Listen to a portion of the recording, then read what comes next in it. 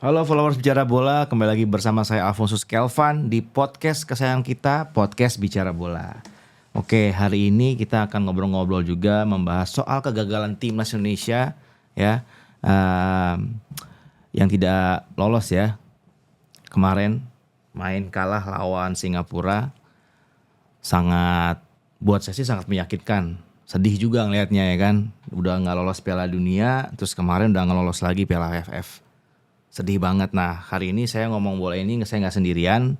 Saya ditemani oleh Bunda Erika. Pasti teman-teman juga tahu karena beliau ini sering sekali udah seliweran di sosial media membicarakan soal timnas dan sepak bola Indonesia. Langsung kita sapa aja ya. Apa kabar Bunda Erika? Sehat, Bunda? alhamdulillah. Bang Alfon apa kabar? Kabar baik Bunda, ketemu Halo, lagi nih pemirsa. kita ya. Oke, biasanya kalau kita mau ngomongin bola itu kayaknya kurang pas kali ya kalau kita nggak minum kopi. Kebetulan saya ada kopi di sini, Bunda. Silakan kopinya. Wah, ini kesukaan aku nih. Ya, kopi kita ini Kopi dari Uang Mas. Kopi Uang Mas. Luar Mantap. biasa. Thank you Kopi Uang Mas. Enak, Dan kita juga disupport oleh dari Erek Apparel. Ya, baju-baju bola pokoknya langsung aja tuh ke Erek Apparel. Terbaik pokoknya. Oke, kita langsung aja dimudahkan. Udah 2 tahun lalu ini kan saat bersama timnas U23 kita udah nggak lolos grup nih kan. Tahun ini dengan pemain-pemain diaspora juga kita belum bisa lolos grup nih. Apalagi kemarin lawan Vietnam, lawan Singapura. Aduh, kacau juga sih saya ngeliatnya. Dari Bunda sendiri gimana ini? Apa sih sebenarnya masalah kita nih kalau dari kacamatanya Bunda sendiri? Ya. Jadi gini nih Bang Alfon, kalau menurutku kayaknya sudah waktunya kita itu berhenti mencari kambing hitam ya.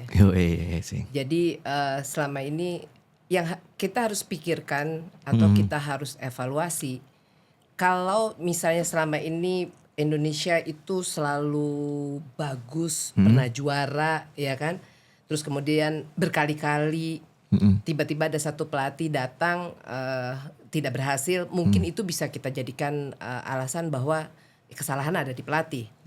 Ya kan? Tapi pada saat pelatihnya sudah diganti dengan pelatih yang baru, ya kan?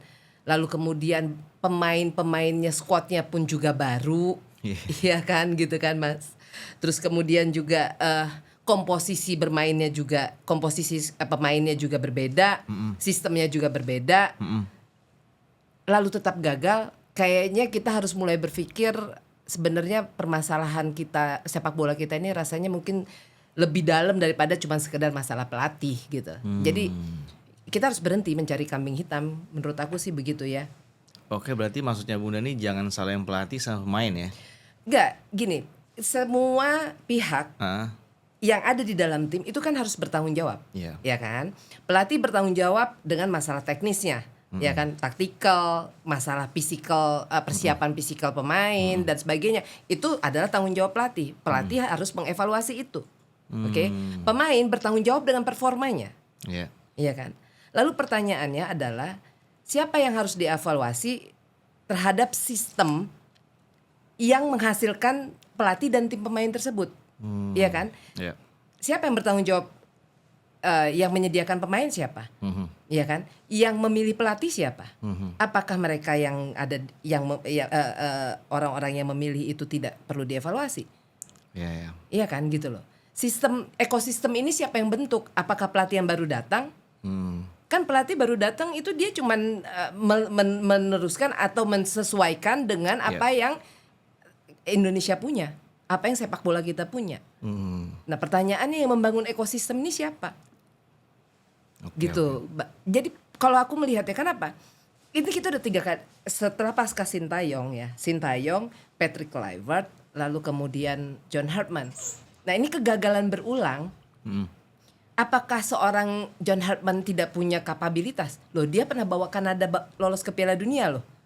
Iya kan, nggak mungkin kita bilang aduh nih pelatih bapuk deh, kan nggak mungkin. Dia sudah punya data bahwa dia sudah membuktikan bahwa dia pernah membawa Kanada lolos Piala Dunia. Ini cuman dia pegang tim yang hanya melawan sekelas AFF, ya kan? Rasa-rasanya nggak fair juga kalau kita cuma menyalahkan John Hartman ya. Menurutku tuh begitu. Berarti kalau bisa saya yang bilang nih ya, berarti ya PSSI juga nih harus ada revolusi juga nih ya. Dari ketuanya sampai orang-orang yang berkecimpung situ harusnya menyingkirkan ego lah. Dan harus lapang dada juga, harus yaudah deh, gue udah gagal berkali-kali nih, kasih orang-orang yang emang udah lebih berkompeten kali ya di bidang ini kali Bunda ya. Iya. Ya karena kalaupun kita mengganti pelatih ya Bang Elvan, tapi cara kita membangun sepak bolanya tidak berubah. Cara kita mencari talentnya, ya kan, scoutingnya, kemudian sports science-nya, terus pembinaan usia mudanya, sampai ke filosofi sepak bola nasional yang tidak berubah ya. Rasanya kita akan cuma melakukan pengulangan aja gitu tanpa hasil yang signifikan. Iya sih benar. Tapi gitu.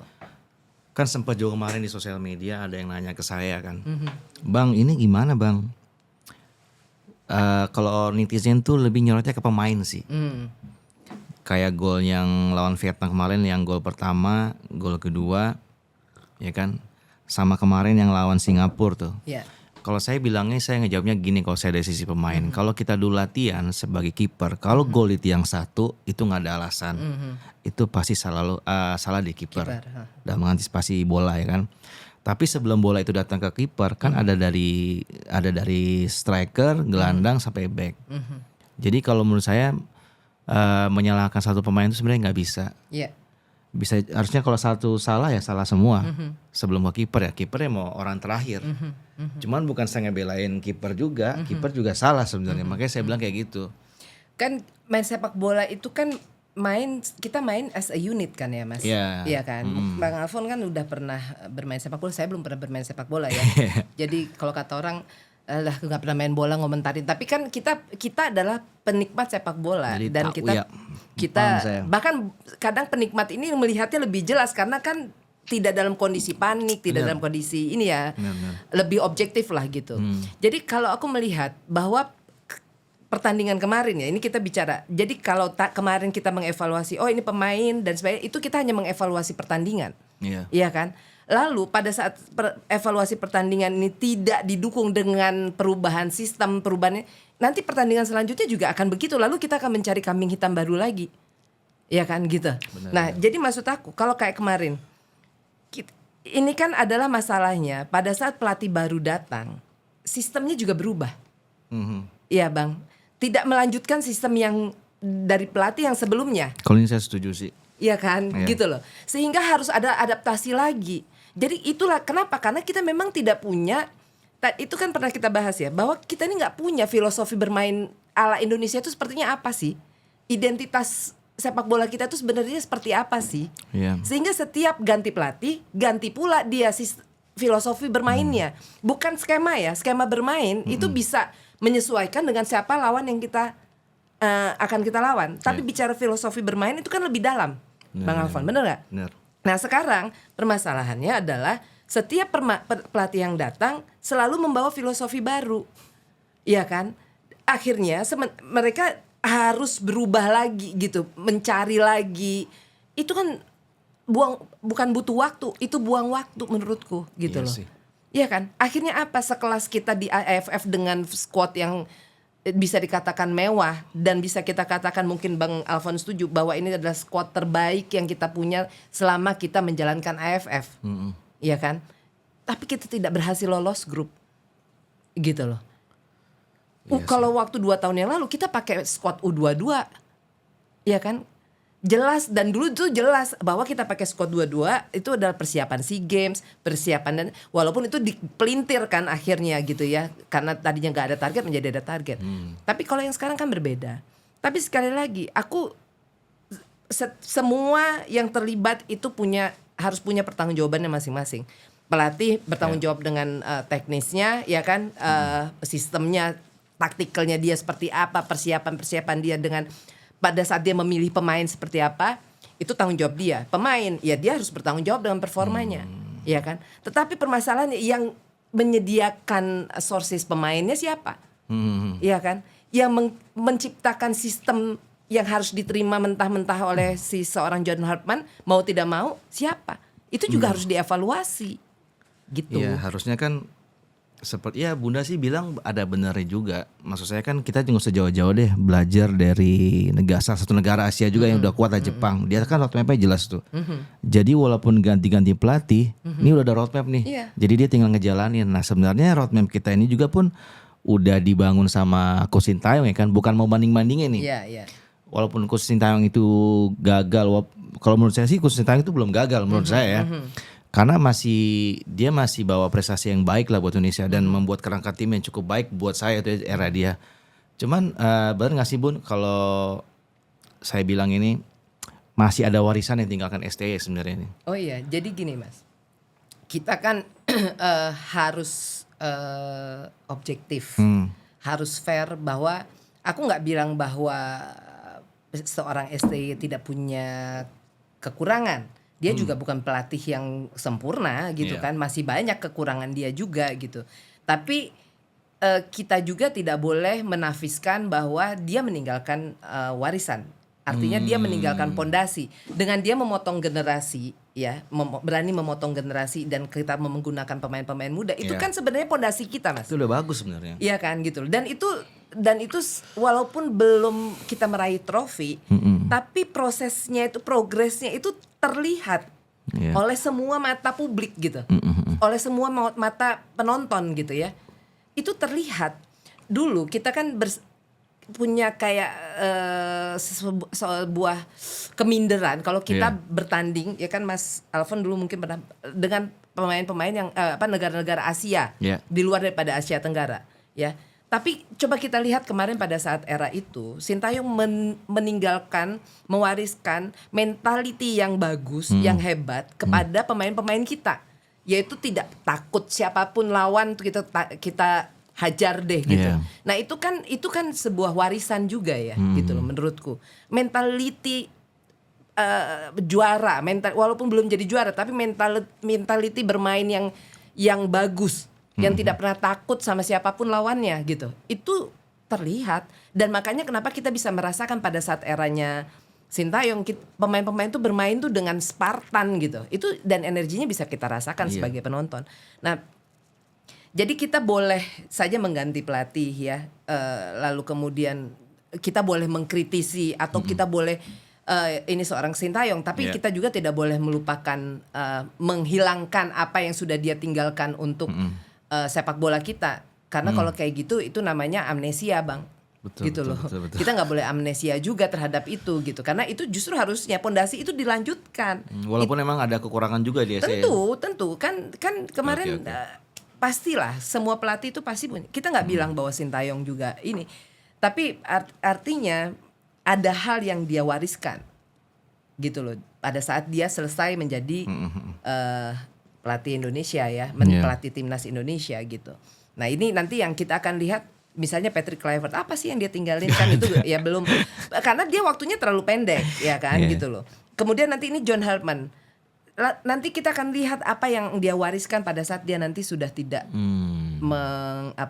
melatih lagi. Tapi kan ini masih baru ya, masih baru. Jadi aku berharap sih sebenarnya Bang, federasi ini sebenarnya dia harus bisa menjawab pertanyaan kita. Sepak bola kita ini mau dibawa kemana sama mereka gitu loh.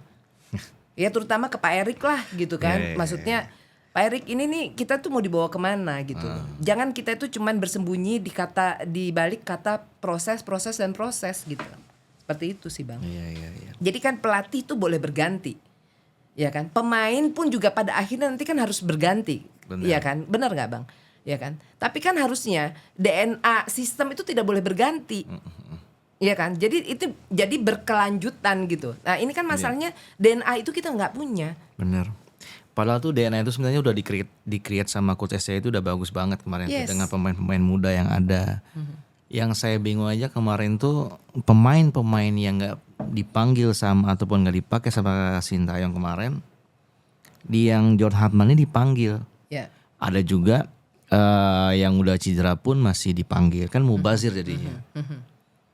Apalagi yang lebih nyesek lagi kan setelah kita gagal kemarin tuh kan Bunda ya. Padahal kita udah banyak banget nih datengin pemain-pemain naturalisasi kan. Tapi kok nggak ada hasilnya gitu lah. Apakah ini naturalisasi ini nih udah jadi solusi nih buat timnas kita? Menurut Bunda gimana? Ya, jadi pemain natural itu tuh kita harus bertanya kepada federasi. Dulu tujuan utama mereka menaturalisasi pemain itu apa? Apakah hanya sekedar mencari solusi singkat instan untuk supaya timnas kita menjadi lebih bersaing, ya kan?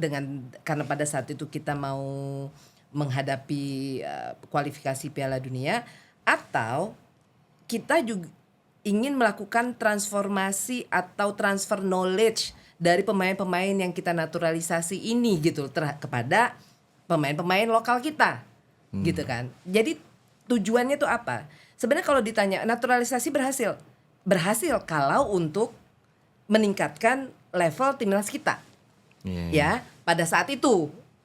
Dan ini kan terbukti sebenarnya di era itu kita bisa bersaing dengan negara-negara Asia, ya kan?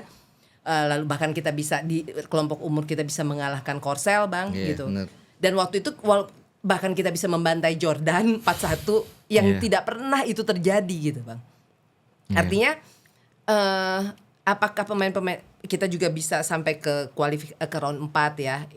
Ya jujur saja kalau tidak ada pemain-pemain naturalisasi itu belum tentu kita bisa mencapai ke situ. Jadi untuk poin yang itu ya berhasil. Tapi kan permasalahannya mau sampai kapan? Kan itu pertanyaannya, Bang. Ya kan? Kalau kita bicara naturalisasi itu tidak dibarengi, ya, kita itu hanya mencari pemain, bukan membangun, bukan menghasilkan gitu. Berarti bisa saya bilang kemarin kita kalah itu berarti Indonesia ini nggak bisa apa-apa tanpa pemain diasporanya berarti Bunda ya? Nggak, iya kemarin kita kan pakai pemain diaspora juga. Ya maksud saya kan nggak lengkap kan, maksudnya nggak terlalu lengkap. Nah kan. Ini dia nih masalahnya. Kan beda nih sama pemain diaspora yang zaman era Sintayong nih. Iya, pemainnya masih sama, hanya mereka tempat bermainnya mereka udah berbeda sekarang, Bang. Jadi gini, pemain kan masih sama. Tom Hai kan juga itu adalah bagian dari tim pada saat itu. Terus kemudian Jordi Amat, Sandy Walsh, siapa lagi, Shane Patinama. Ya, tapi mereka tuh jarang tuh main tuh waktu dari Sintayong. Oke. Lalu kemudian ada siapa lagi?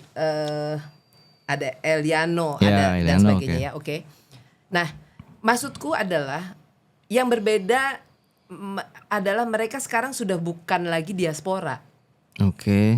Naturalisasi tapi udah bukan diaspora karena mereka sekarang bermain di liga lokal kita kan, gitu loh. Juga sih. Iya kan? Ini yang berbeda, Bang. Gitu loh. Pada saat mereka main di waktu kayak di kualifikasi atau Piala Asia atau di kualifikasi round 3, round 2, kualifikasi Piala Dunia kemarin, mereka adalah pemain-pemain naturalisasi yang diaspora. Kayak memang diambilnya dari luar kan? Iya kan? Jadi naturalisasi yang bermain di luar Indonesia. Iya kan? Tapi sekarang mereka adalah naturalisasi yang bukan diaspora lagi karena mereka bermain di sini gitu. Ya.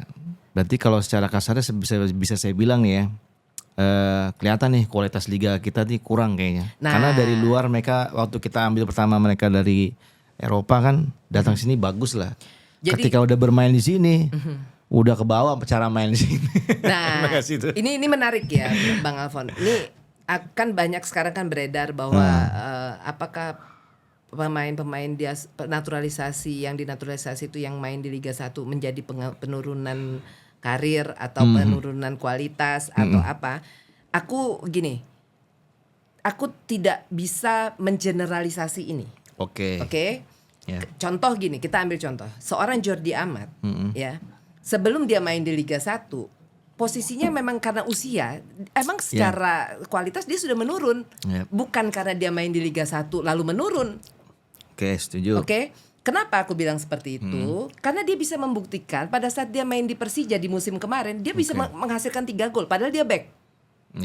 Benar Bang? Pengalamannya berbicara ya. Nah, artinya walaupun dia sudah usia, udah umur, tapi ada hal-hal yang tidak akan hilang. Hanya masalah fisik saja, tidak bisa lagi naik turun yang terlalu intens dan sebagainya. Dan itu tergantung kepandaian, kejelian pelatih pada saat menurunkan Jordi Amat sebagai starter atau sebagai, dia harus rubah cara bermain timnya untuk bisa menyesuaikan supaya Jordi Amat bisa memberikan kualitas terbaiknya, bisa memberikan kontribusi terbaiknya.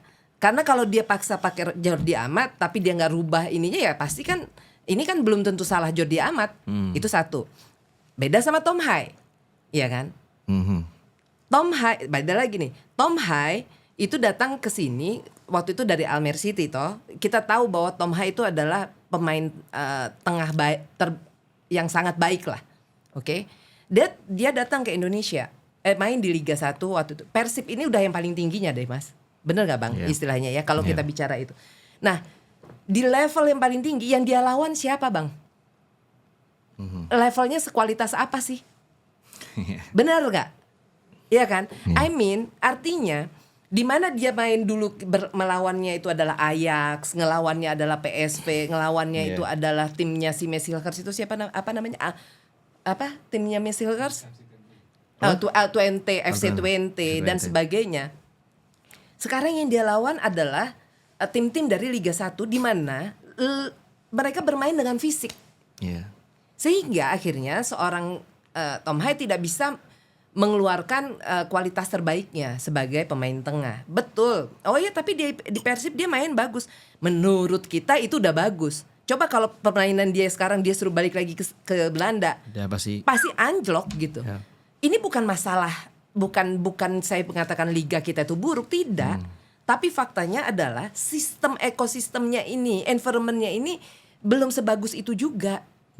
Belum siap untuk menampung nih pemain-pemain yang diaspora kita yang kembali main di sini itu untuk bisa memaintain kualitasnya minimal sama dengan apa yang mereka lakukan pada saat mereka masih di luar gitu loh. Itu loh Bang. Jadi ekosistemnya, sistemnya, environmentnya berbeda. Itu baru kita bicara pertandingan, ya. Bagaimana cara berlatihnya? Apakah sama?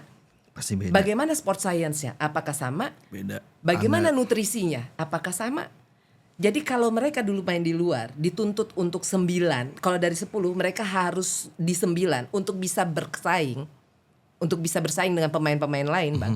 Sekarang mereka standarnya nggak segitu, 6 aja cukup untuk bisa bersaing dengan pemain-pemain yang ada di sini gitu.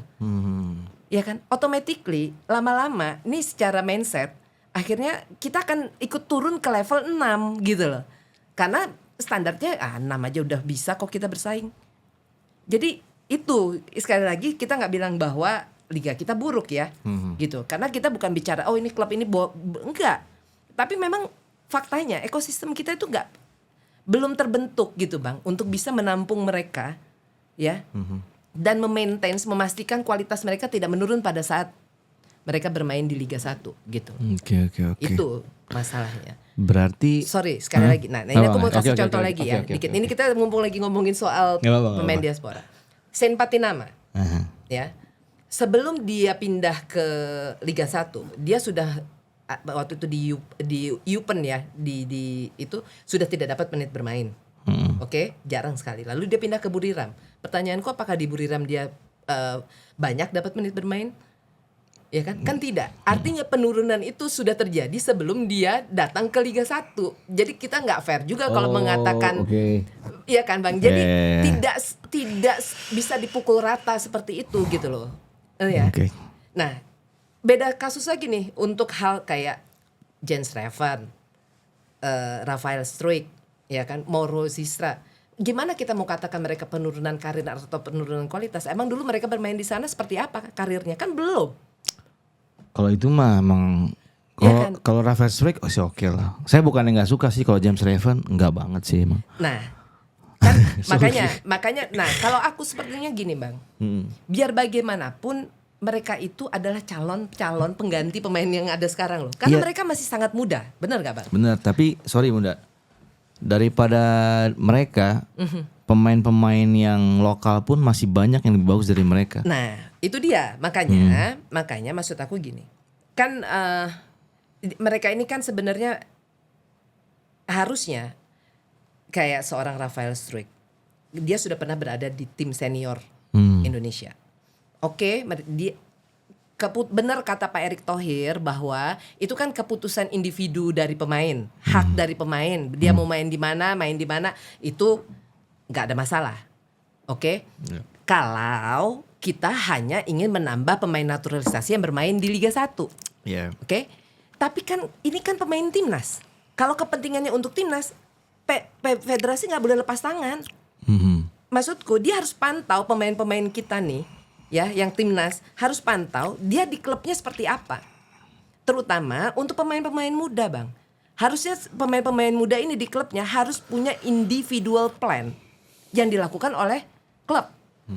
Ya kan? Di mana itu nanti dari federasi, saya nggak tahu siapa yang ditugaskan. Ini harus ada komunikasi. Oh, ini perkembangannya seperti ini perkembangannya seperti ini.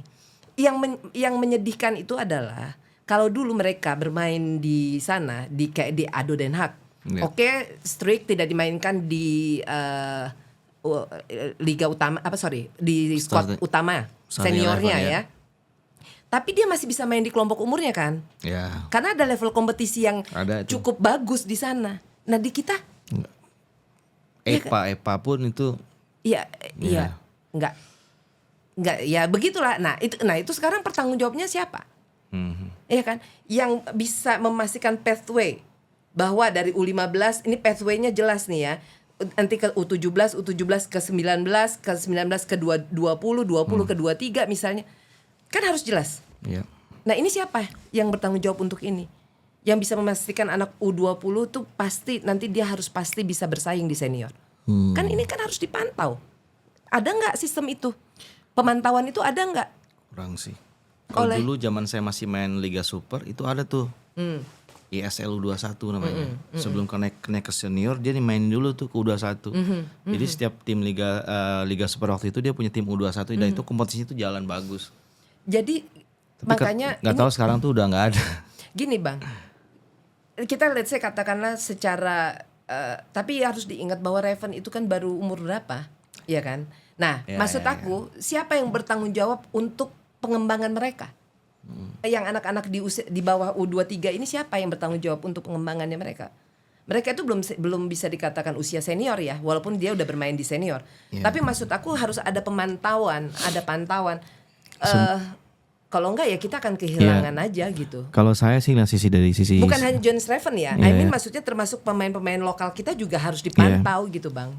Kalau dari sisi saya sih walaupun memang perlu dipantau, tapi kan juga orang-orang PSSI ini mungkin mikirnya nggak semua bisa dipantau kan. Mungkin yang ngirim orang atau apa. Cuman kalau menurut saya sebagai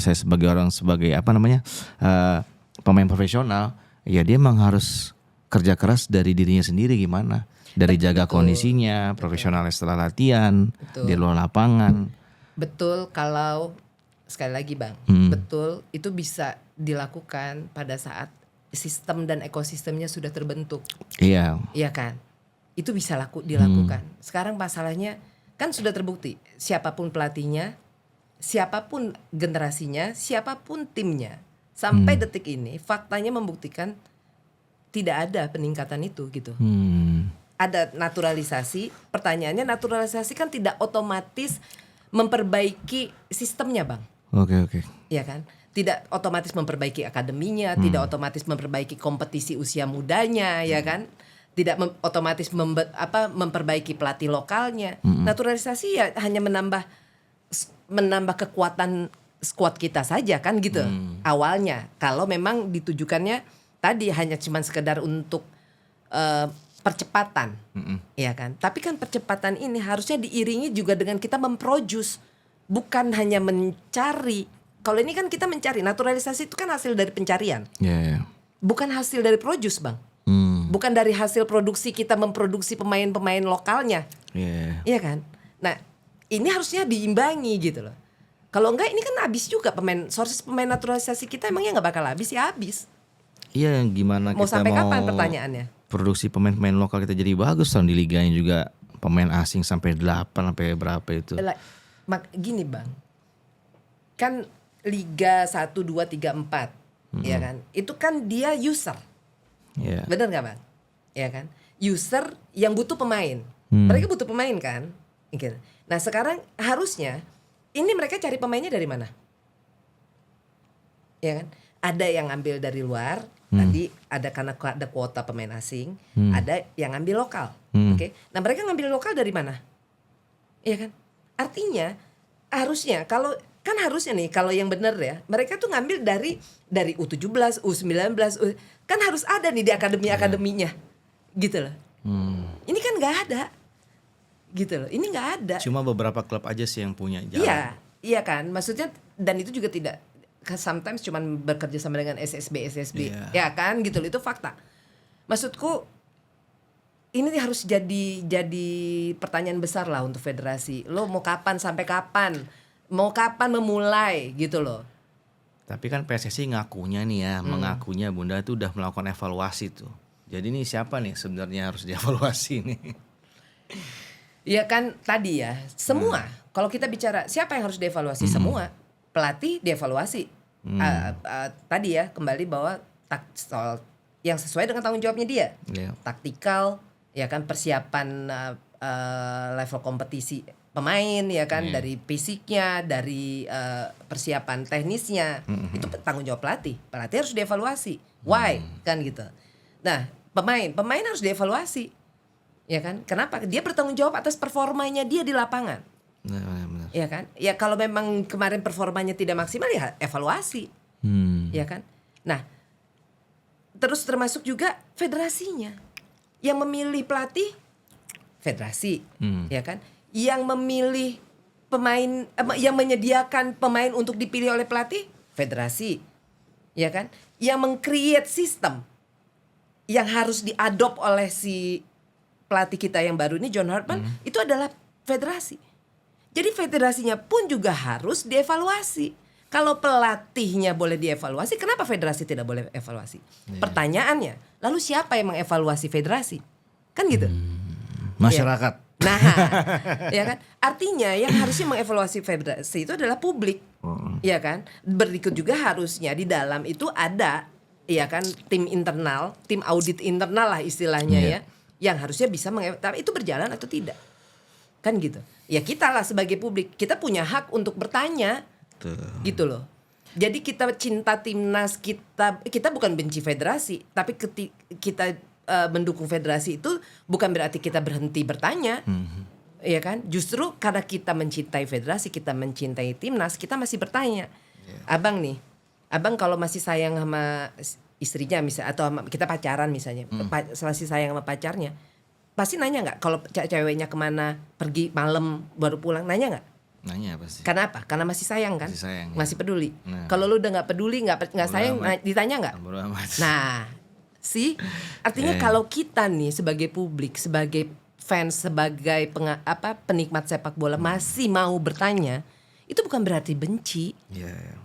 Masih mau mengkritik, bukan berarti benci, bukan berarti tidak mendukung. Justru karena kita masih mendukung, maka kita bicara gitu loh. Tapi lagi-lagi PSSI ini meminta kita masyarakat sepak bola Indonesia ini diminta untuk percaya proses nih, sabar, percaya proses nih.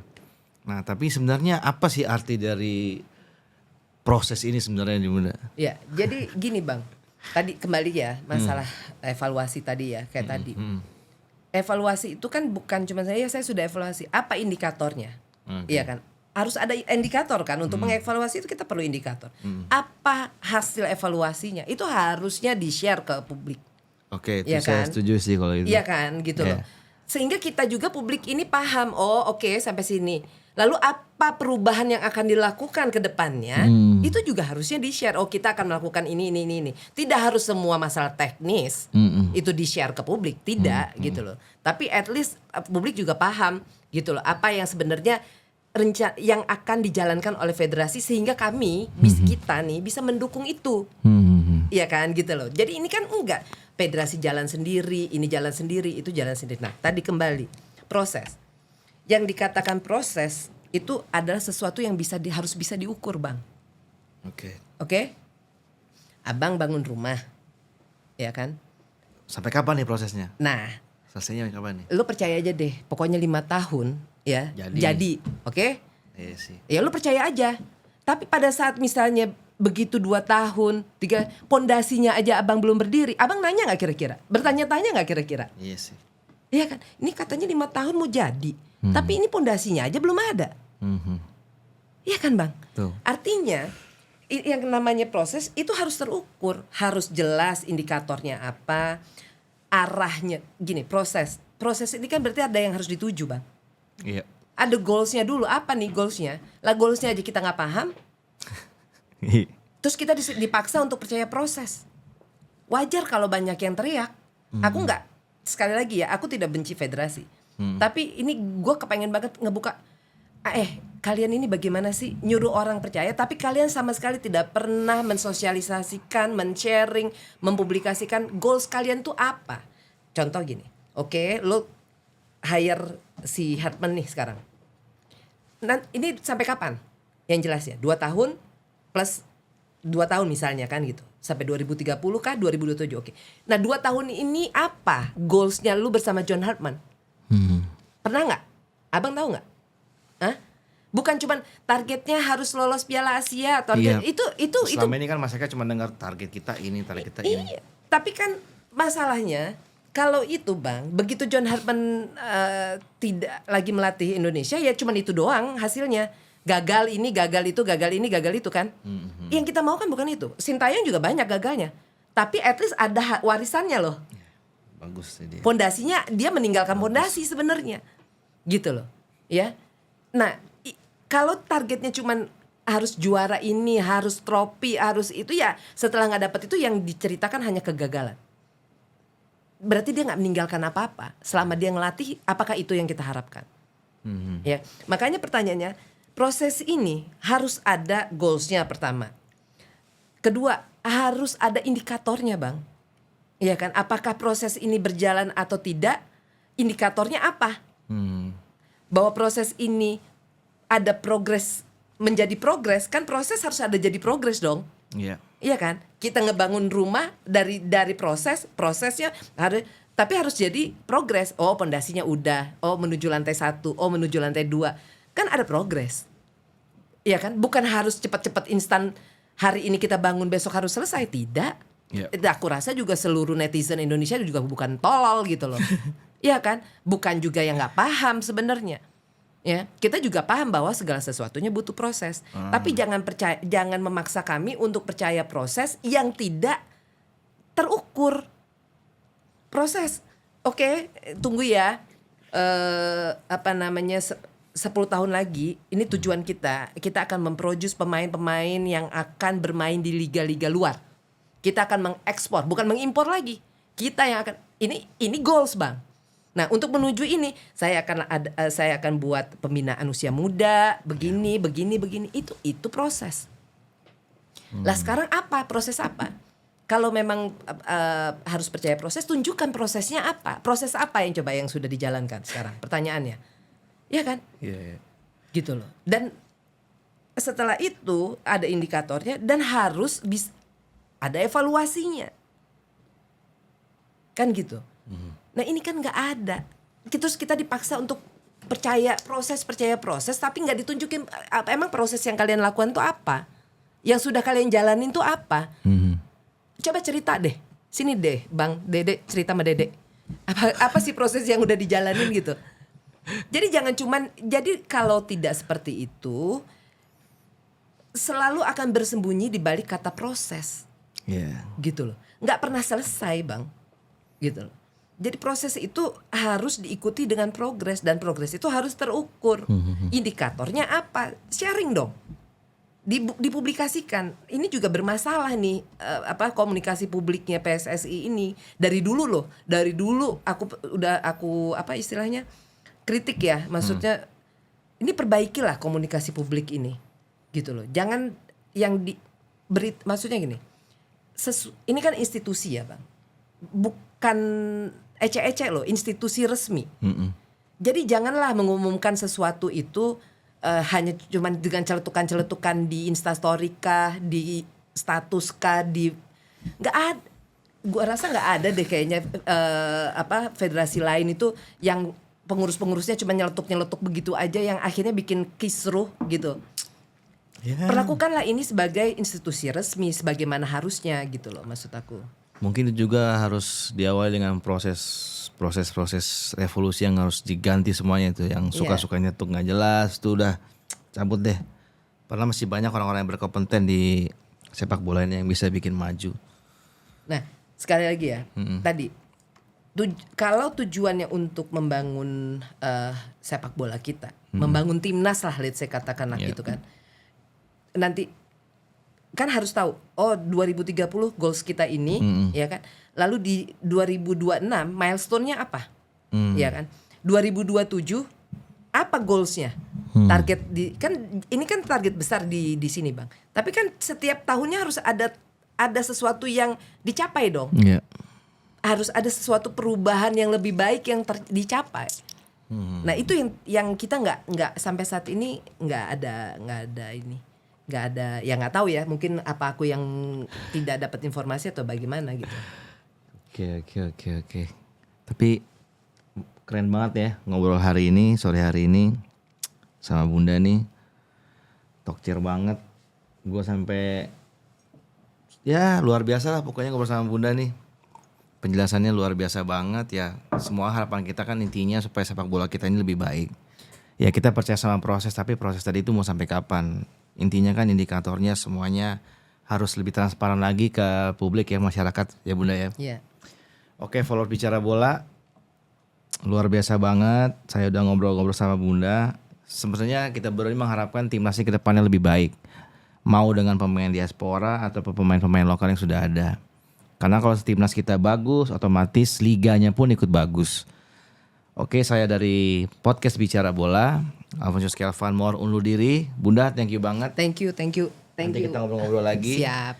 Teman-teman follow Bicara Bola, jangan lupa subscribe, followers semuanya ya. Subscribe, komen, share semuanya ke teman-teman kalian, sahabat kalian, supaya kita terus update tentang sepak bola nasional. Oke, sampai jumpa lagi di episode berikutnya. Bye-bye. Bye-bye.